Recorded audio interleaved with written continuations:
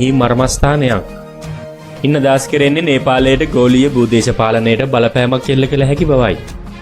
මේ කතා කරපු දේශ සීමාවන් නේපාලයේ කතාවේ ආරම්භය පමණයි. දේශපාලනය පැත්තකින් තැබුවොත් නේපාලයේ වට කරගෙන පවතින කඳුවලටත් මුළු ආසියාවටම බලපෑම් කරන්න පුළුවන්.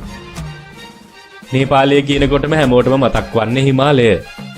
හිමාලය කියන්නේ කඳු නගින්නන්ගේ සිහින පාරාදීසයක් පමණක් නොවේ. විද්‍යාඥයින් එම කලාපය හඳුන්වන්නේ පෘථිවියේ තුන්වන ද්‍රව්‍යය ලෙසයි. මොකද උතුරු සහ දකුණු ද්‍රව දෙක හැරුණම ඊළඟට විශාලතම අයිස් ස්කන්ධයක් දරාගෙන සිටින්නේ හිමාලය. ඔබ දන්නවද ආසියාවේ විශාලතම ගංගා 10 පෝෂණය වන්නේ හිමාලයෙන්. ඒ අතර ගැන්ජි බ්‍රහ්මපුත්‍ර සහ මෙකෝන් වැනි මහා ගංගාවන්ද පවතිනවා.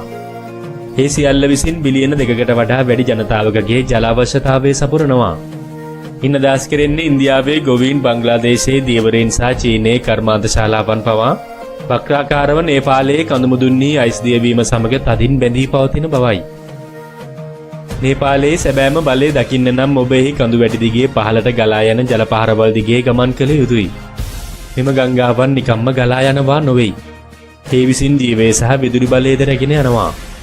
නේපාලය කියන්නේ ලොව ඉහළම බල ශක්තිය හැකියාවක් ඇති රටවල් අතරින් එකක්.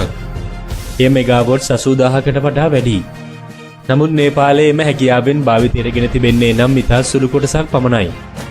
ඉන්න දාස් කෙරෙන්නේ නේපාලයේ දිනකේම මුළු ජල විදුලි හැකියාවම සියතට ගත්තොත් දකුණු ආසියාවේ නිවෙස් මිලියන ගණනක් ආලෝකමත් කිරීමට ඊට හැකියාව තිබෙන බවයි. එවිට ගල් අඟුරු මත යැපීම අඩු වී අතිරික්ත බල ශක්තිය අපනයනය කිරීමටද හැකි වෙනු ඇති. ජලය සහ බල ශක්තිය කියන්නේ නිකම්ම නිකන් සම්පත් නොවේ. ඒවා රටක් සතු ප්‍රබල අවි. ඒවා නිසිලෙස පාලනය කරන කෙනාට ආර්ථිකයන් හැඩගස්වන්න වගේම අවශ්‍ය නම් ලෝකයට දැනෙන්න බලපෑමක් උද කළ හැකියි.